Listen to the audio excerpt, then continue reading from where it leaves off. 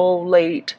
I hope it is still helpful for you. I hope you are still finding it, that it resonates. And whatever you're dealing with for this month, I hope that this provides a little bit of guidance for you. I am traveling right now. The setup is different, as you can see, and I apologize for the sound quality. Lighting, etc. So, my apologies, okay? And more than anything, I'm very sorry that this is late. Um, yeah, things have been a little bit hectic due to my main job, so I hope you guys can forgive me, and either way, I hope this video finds you well. Um, so, I actually had two messages that came out for you, so I'm going to talk about them in succession, okay? So, first of all, when I was shuffling out the spread, it took me a really long time to form like an image, and then once that image came out, the cards started coming out.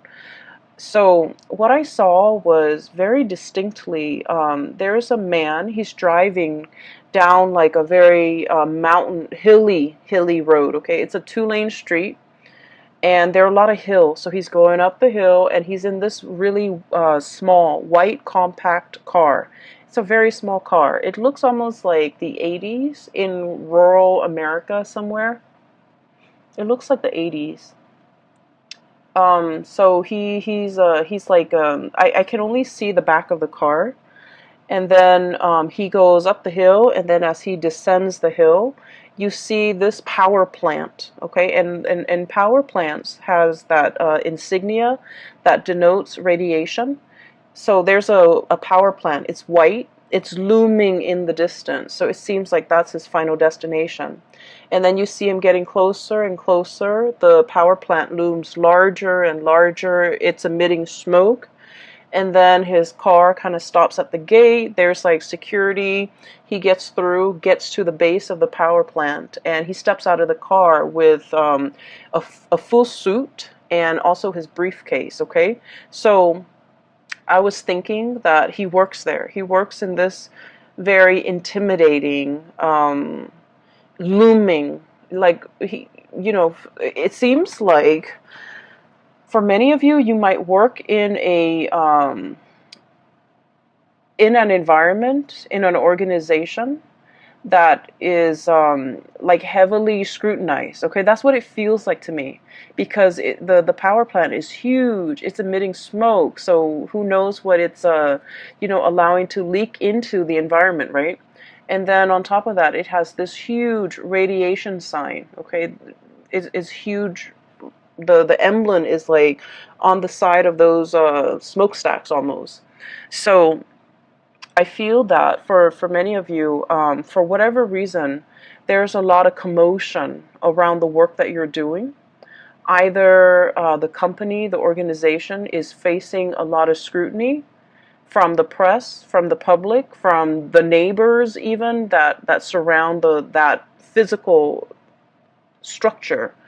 And so I do feel like I feel that a lot of you guys identify very strongly with the work that you do. You want work that is meaningful. You want work where your skills and your talents can be on full display. And especially for many of you, you might be like the voice, the face, the model, the mascot for whatever it is that you're working at. You might be a sales rep, for example, for a company that you work at. So you're kind of like the face of the product, okay? You could be very visible in the limelight, especially for many of you. A lot of Leos are politicians, okay? And so I do feel there's a lot of like you're kind of like in an environment that might be facing a lot of scrutiny, and you're doing the damage control. You might be the PR person that everyone reaches out, and you might have to deflect questions,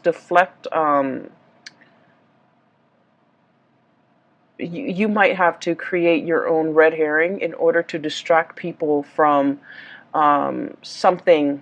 From something. You might be hired to take on a position so that you can do damage control. You might be hired on by and November timeframe was problematic, especially for a lot of work environment, and especially for when it comes to their public image, because we had we had a very profound Mercury retrograde period where a lot of deeply buried things are coming to light, okay, or were coming to light. It was in the sign of Scorpio. And so I felt like a lot of things that people kind of sweep under the rug, a lot of deep, dark held secrets, especially as it pertains to companies, organizations, and work environment and things like that. Things that people in power were trying to hide from the public, or truths that they were trying to distort, or just things that they shove away when no one is looking. I feel that all of that might have come to light recently, and as a result of it, you're kind of called in to do some damage control. Okay, so that's what I was feeling. I just feel like the work environment that you're in is facing a lot of scrutiny. The people you might work with, they might have their own personal issues that's facing a lot of scrutiny. Okay, and they're faced with a lot of scrutiny. And I'm sensing a lot of people will come to you for the month of December, asking for advice, like, should I do this? Should I do that? Because they're really concerned about their public image. And it doesn't mean that they're superficial or vain or shallow. I just feel like there's something going on here where somebody's job might be at stake, and you're kind of called in to either provide some guidance, provide some legal advice, expert advice, even how to de-escalate tension, how to de-escalate a potentially volatile situation, how to do all of those things. Okay. um I also feel like you're good at your job. You're paid very well. For many of you, you're paid very well for the work that you're doing. But behind it, I feel that it's a job, so you try to do what you're told. So, for example, you work with you're hired on as a contractor to do some damage control for a company, and you might not like that company very much. And so, even if you don't agree with it, agree with the things they're trying to hide, the things that they're trying to sweep under the rug, you're hired to do this job. And so you will do it to the best of your capabilities. So I don't see any moral, ethical conflicts here. I just feel almost as if there's a lot of fires to put out. Okay? So going back to that image, there's a second part. So, he steps out, and he's in a suit, really nice suit, in this mini car, but he's in a suit, and he holds a briefcase.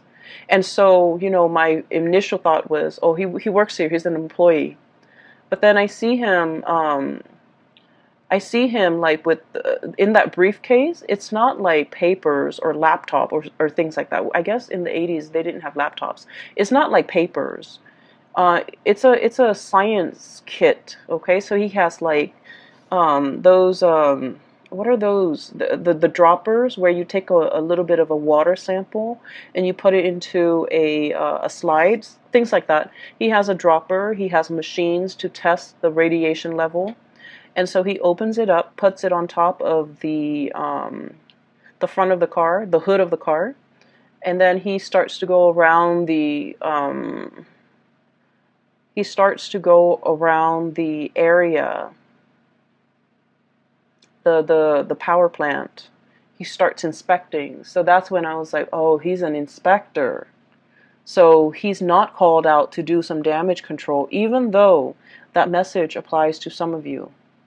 Okay? But on the other hand, you might be also called in to inspect, to appraise, to make a final determination on something, to see whether or not it's sound, whether or not it's safe, whether or not it meets the regulation and the standards. And I feel like for many of you, and this could be, just literally just one person I'm speaking to, but I feel like there was something that was unearthed.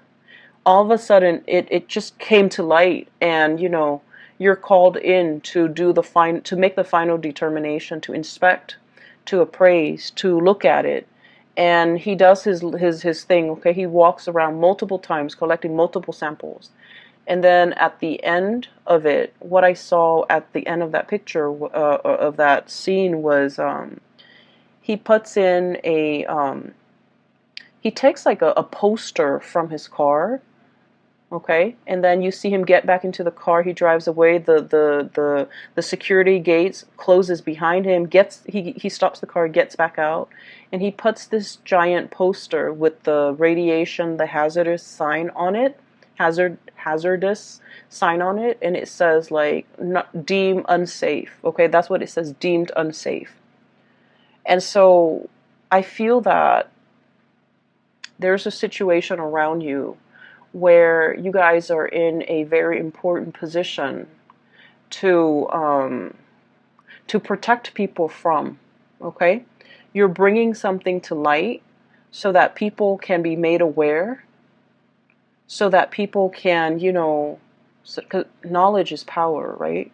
But I feel like there might be something that is unsafe, that is unfit, and you're drawing attention to it. You're calling it for what it is. Okay, so in a way, this could be in a work environment, but then I also feel that for many of you, um, the word unfit parent came in. Okay, so you might be, for example, a social worker where you're inspecting homes, the home environment. Is this a safe place for children to be in? You might be inspecting like a retirement home where they take care of elderly people. You might be inspecting like a preschool, even a high school. You might be like, one of those superintendents or one of those inspectors, academic inspectors, to make sure something is meeting the requirements, it's passing, the regulations and the codes, and make sure other people are abiding by it, because if they don't abide by it, it can cause long-term negative impact on not only, the people that are involved, but the surrounding area, hence this power plant, okay? It generates power for the entire area, and if something happens to it, it will affect negatively the entire area in terms of, power surges, or even worse, like chemical spills and things like that. So I feel that you're taking your job very seriously and you're wielding a lot of power. You're wielding a tremendous amount of power where what you say, what your findings are, what your final determination is, it will affect a lot of people. And I just have to say, Leos, us fire signs were incredibly, incredibly ethical. We try to always walk down that straight and narrow path, okay?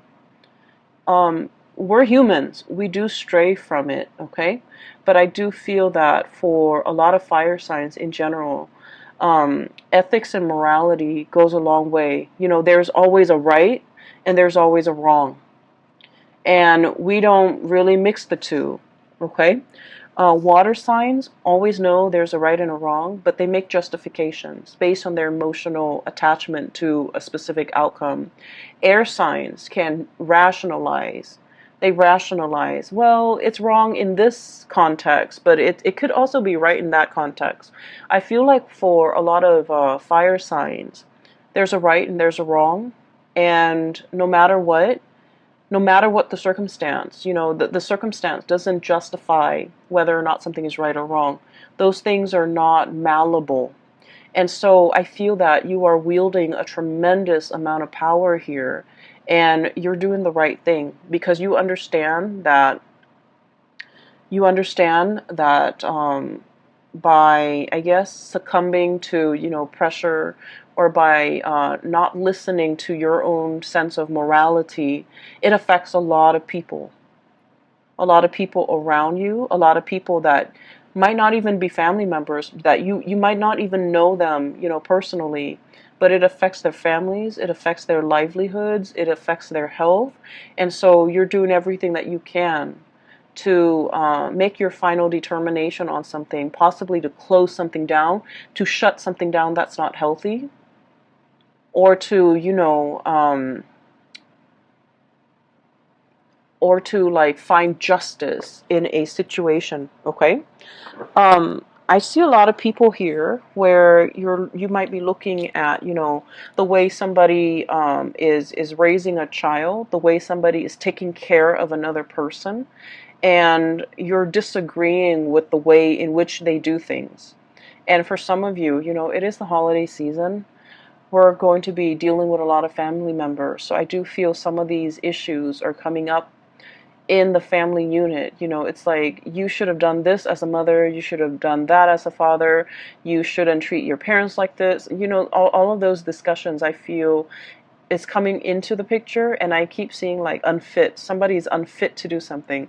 Somebody is unfit to take care of themselves, or they're not all mentally there, and they have somebody else who's managing their estate, or their who's like a power of attorney, and that person is unfit because they're taking advantage of the person who's not able to take care of themselves. So I feel like all of these ethical, moral debates are coming into the picture, and I do see you discussing all of these things with family members in a very passionate manner. I don't see it being like an argument where we're arguing and screaming and um, slicing each other left and right. I don't see that. I just feel heavy discussions over somebody's qualifications, over somebody's capabilities, over, whether or not something is fit, or whether or not the situation needs to be shut down and closed off. Okay, so that's what I'm seeing. And we're 16 minutes into the reading. I just wanted to get that out of the way, okay, because I felt like it's much calmer now. I feel a lot calmer. The power plants, the looming sign, that radiation sign is so strong. Like it was so big, it was so visible, and I feel that that message needed to be conveyed, because I feel like there's a potentially toxic, hazardous situation, and it needs to be called out. It needs to be labeled for what it is, so that people know to avoid it, and it needs to be shut down. Okay, so that's just the bottom line. Um, on the other hand, on a lighter note, okay, I do see two people here. So let me talk about these two people. I feel like that was the work situation. So let me talk about these two people here. I have one person who is who they're very much still interested in you, but I feel that you're turning your back on them, and you're turning away from them, and you're finding love and inspiration and passion and reciprocity elsewhere. Okay, I feel that you are upset and frustrated with this person, and this person is shown up here as the Knight of Cups. Okay, it seems almost like he's got a blob. It's like a paper bag over his head. Okay, that's what it feels like, doesn't it? So I feel that you are frustrated with this person. I feel that they do a lot of things that frustrate you. I also feel like they're overly affectionate and possibly a little bit needy. And I also feel that they're looking for you, wondering what you're up to, thinking about you, possibly even, trying to reach out to you. And I feel that you respond when you want to, but this person is no longer kind of like your top priority. I feel like once upon a time, the love between the two of you might have been very hot and heavy, okay? Because I do see an energy of like opposites attract. There might be a huge age difference. There might be like a cultural difference. There might also be like, it might be like an interracial coupling type of a thing. But I feel like there's a certain degree of, um, like, you guys are very dissimilar, okay? Very different from one another. And there's a certain degree of mismatch, and because of it, it's very passionate, it's very fun, it's exciting, but it ceases to be those things, because I do feel that you might be turning elsewhere for love and for validation and for a relationship. And so this person is wondering what you're up to. This person is like not really sure how you feel about them, and they wish they could know how you feel about them, because they're wondering and always thinking. And if you are a cross watcher and this sounds like you, I just feel like with fire signs, what you see is what you get. Okay, fire signs are very straightforward. If they're communicating with you, they like you. If they're not communicating with you, they pretty much have exited the picture. And so I feel that for many of you, you have left this person kind of like hanging, or you've just left them out in the cold. And they might, be bombarding you with messages, but I do feel that your heart is already elsewhere. And then I also feel for some of you, you might in like at the end of the day decide that this whatever you had with this past person, I feel like it was lacking in emotional depth. It was lacking in like, you know, it's like you talk about one thing and then they don't have an interest in it, so they steer the subject somewhere else. Or they talk about a certain topic and you have no interest in it, and so you just kind of like change the topic. So I feel like there's very little compatibility, and it created a situation where there was no chemistry. There was no emotional depth to the conversation, to the interaction. And when you it can feel to me like it's very time consuming or quite draining to be around this person. Not because they're a bad person. It just feels to me like it requires a lot of effort just to keep the conversation going because you guys don't have a lot in common. I do feel that they really like you, and I do feel this person is incredibly intelligent, incredibly smart, but they're very smart. Queen of Swords, super smart, okay? Their mind is very sharp. They're very discerning and perceptive, and they're probably like the really book smart type of person, but emotionally they're not very intelligent. And emotional intelligence basically means that we know how to read body language. We know that when somebody is like doesn't want to talk to us, and so we end the conversation. You know how sometimes you have like coworkers who you're super busy, you're at your desk working, right? And they see that you're working, but they keep talking and talking and talking. And you don't want to be rude and tell them, hey, I'm working, get out of here. Um, that's what I mean by emotional intelligence. Being able to read nonverbal communication, being able to pick up on, people's state of being able to, being aware of your surrounding, looking at people and being able to read facial expressions to know if they're sad, to know if they want to be approached, to know when they want to be left alone. Emotional intelligence. So I feel like somebody here is very incredibly intelligent, but they might lack the emotional intelligence, okay? And so I feel almost like, you could have a bad day and you want to talk to them about your bad day, and you look distressed, right? And they should know that. And then rather than letting you vent, letting you talk, they steer the topic away from something that is not even remotely important. And so I feel that it frustrates you, and it hurts you too, to feel that you're not validated, okay? To feel that they're not acknowledging that you've had a bad day. They're not acknowledging your distress. They're not picking up on these cues, and you're wondering, if they care about me, they should be more attentive. They should be more considerate. But I just feel that they're lacking in the ability. It's not the ability to sympathize or empathize. If they're aware, then they would know. They're just lacking in the ability to pick up cues. Hence, this person, it's almost like they've got that plastic bag or the paper bag over their head.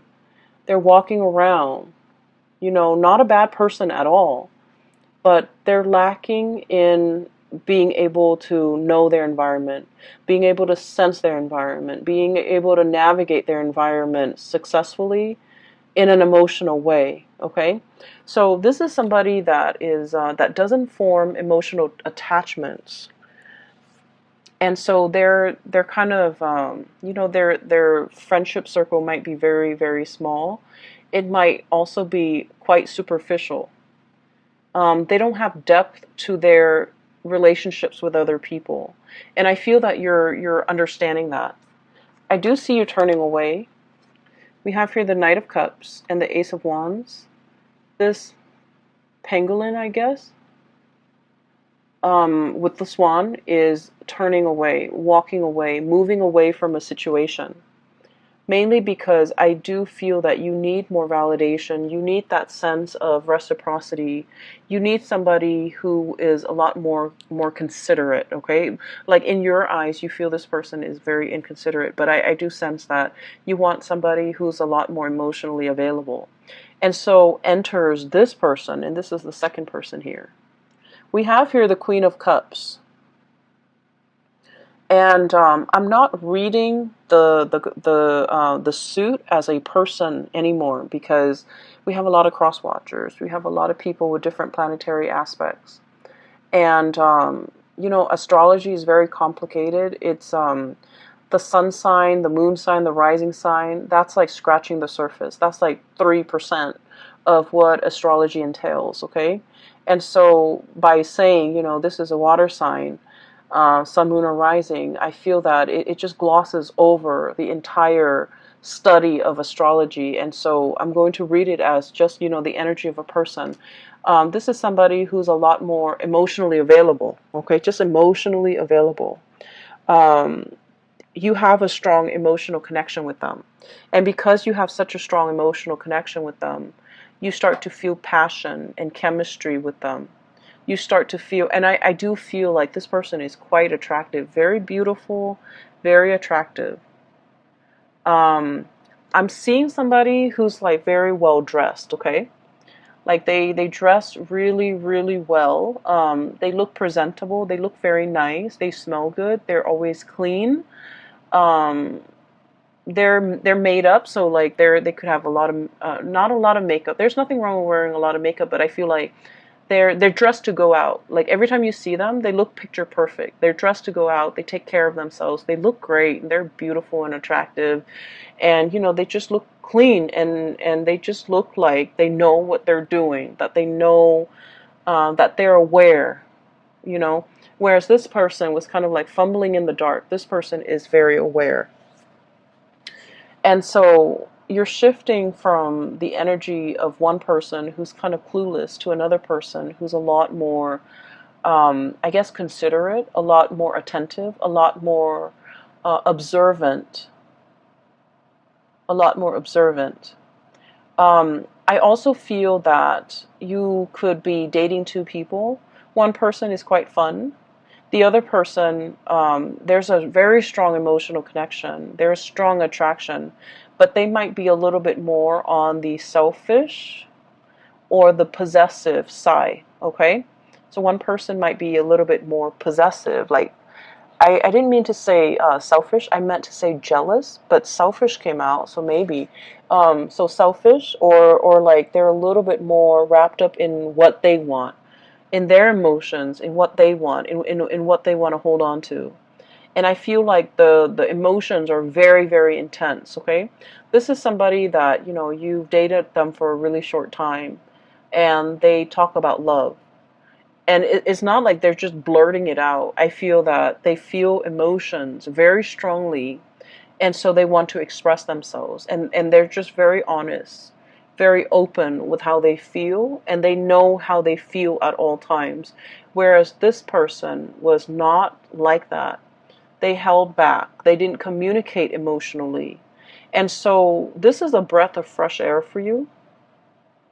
I would urge you, the passion is really strong here, Ace of Wands. I would urge you to slow down. You're kind of like going from one extreme to the other. That's what it feels like to me. And so I would urge you to slow down, because I feel like this person over here, there's a lot of passion, there's a lot of chemistry. You guys are a very good match. But they might be in a position where, they're thinking about like, let's put a ring on it. Let's get married. Let's start a family. And it's like 3 months 3 weeks into the relationship, and they're already planning these things. And so I do feel possessiveness. I do see a sense of jealousy with this person. It's someone who's fiercely loyal, but they're also fiercely protective. of the things and the people that they love, okay? She's like gripping and holding on to this lobster. And then I also feel like the realization here with this judgment card is you're a little bit taken aback by the intensity of this person. When you were dating this person, you wanted intensity, you wanted passion, you wanted intensity. And then so this relationship was lacking in that. So you might have moved away from it. And now you're meeting exactly the person that you were hoping for. Intensity, passion. And then you realize that the intensity is too much. So you're kind of like stuck in this loop, okay? And that's what I mean by you're moving away from one extreme and landing yourself in the other end of the spectrum. And so if you're still dating this person, I almost feel like, it's that hazardous sign. It's that hazardous sign where it's telling you to caution. It doesn't mean they're bad people. It just means, you have to think about, why is this person so possessive? Why is this person so jealous? Why is it 3 weeks into this relationship and they're already talking about marriage, talking about children, talking about, moving in together, getting a house, getting engaged? So mull these things over, mull over these decisions, because with the Ace of Wands, it denotes to me impulsiveness as well. And so we want to make sure we are on the same page before we can make these, major decisions, okay? Especially if we have children in the picture as well. So I feel like something is starting off really, really fast. It's great. It's passionate. And I feel that this person really likes you. And they might feel that you are the one. And then I also feel you have that ex coming back into the picture. And I feel like they're totally opposite people. On like at first glance, or from what you remember, or from what you know about these two people, they're totally different people. But in its essence, I feel one person is a lot more expressive. The other one was very non-expressive. But at the heart of the matter, their energies are very similar, okay? They might have issues when it comes to emotional expression. One is too much, one is too little. Try to find that balance, okay? You might be that middle ground for them, for both of them. You might be that anchor point, and that's where they gravitate towards you. So just be careful that you have to moderate a relationship. Just be careful that you have to be the one where the other person leans on, because that can create, codependency. So, you want to be careful of that, okay? The second image that I saw for you was, I see this dark corridor. It looks almost like a hospital or like a school. It has a lot of different rooms, and it seems very clean and kind of sterile. And it's dark. It's, I can see a little bit, like I would say 30-40% visibility.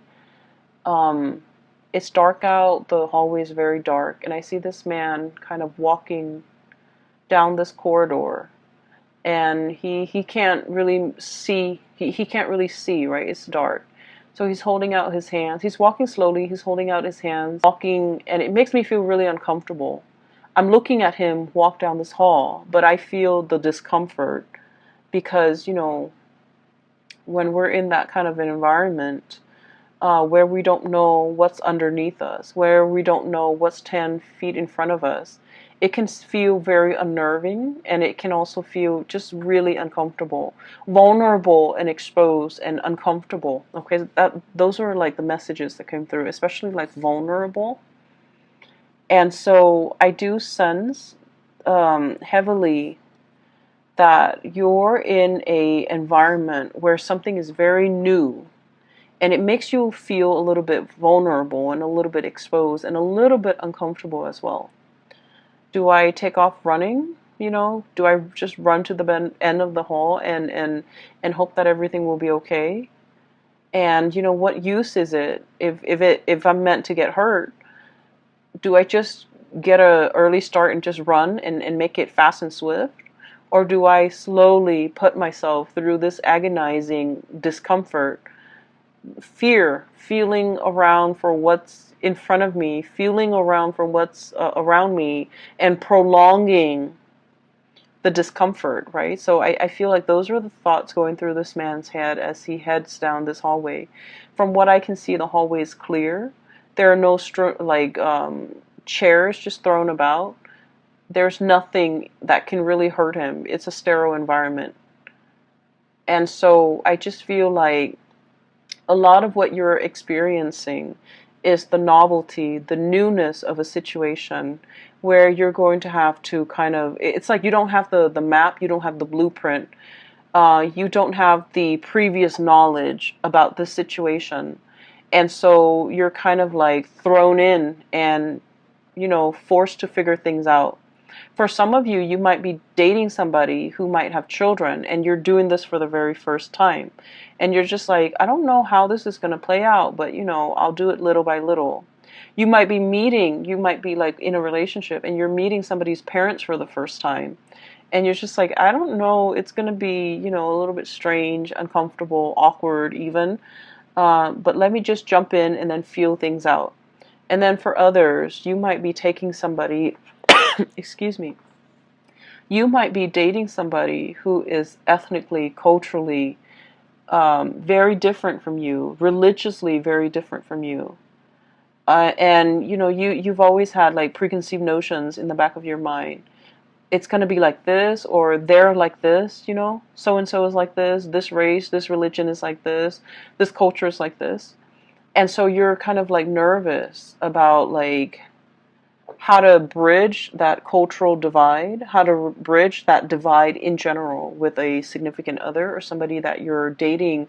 And I do feel what's coming through is relationships that are very new, like a budding romance where there's still a lot of chemistry, a lot of getting to know each other, a lot of like, showing your best selves to each other because the relationship is still very new. And new love is always, really sweet, but it comes with it that sense of butterflies in your stomach because you don't know everything about the other person and you're still trying to figure things out and you're still learning about each other. And it makes it really exciting. So I feel like this spread is all about that it's like a fizzy, almost like champagne, sparkling water. It's like that, the fizziness, the fuzziness, the butterflies in your stomach that comes with the territory, that comes with a new job. It comes with a new relationship. It comes with like a situation where you're thrown into an environment that is very brand new to you. You don't have a map. You don't have guidelines. You don't have like a manual for how to do things. All you can do is dig through, your lab kit and, take a little bit of sample here, take a little bit of sample there. Take samples, test the parameters, and then reach your conclusion. So I feel like you're in a very good environment I don't feel like it's experimentation, but I feel like it's like testing the waters, okay? Testing the waters, navigating this environment so that you can make the final determination, like, is this worth my time? Is this going to work out for me? Is this what I thought it would be? And I feel that you are very pleasantly surprised that what you thought was one way was another. What you thought this person was going to be turns out to be another. Okay, that can be good or that can be bad, but I do feel this sense of like, this fizziness coming through where you're experiencing the joys of the anticipation, the excitement, and the trepidation, all of it. And I feel like it's all surrounding a new situation that you're navigating, and especially a new relationship. Okay? I've talked enough about that. So I have the Ace of Wands here, and this is what I saw earlier as you have the stick of power in your hand to change a lot of lives and to make things better for other people. I also feel we have the World. A cycle is closing up with another person, with one person, and something new is coming into the picture with this World card. And then we also have as well the Hierophant, and the Seven of Cups, okay? I usually look at this in tandem, like the reading the cards and how they interact with each other. This is all your findings. These are all your results. These are all the things that you imagine something to be. And you're making that final determination, writing up your analysis, writing up your assessment, writing up your findings. And, people are deferring to your judgment, okay? So the last four cards is very much about, the major energies for this year, because we have the Hierophant and the Hangman, which are major arcana cards. So I do sense here a conclusion is reached. People are waiting for your final say, for your final word, for your word of wisdom to tell them whether or not something is fit or whether or not something is a good fit. Okay, so you might even have like two potential suitors waiting around for you and asking you to decide. Okay, asking you to decide. Like, is it going to be me or is it going to be that other person? And I feel like you've already made up your mind because you want to go for that relationship that has a lot more emotional depth to it. And you're meeting somebody that will show you the depth of emotion like nobody else can. Okay. I will leave it at that. Thank you so much for joining me for this reading. I hope it is helpful for you guys.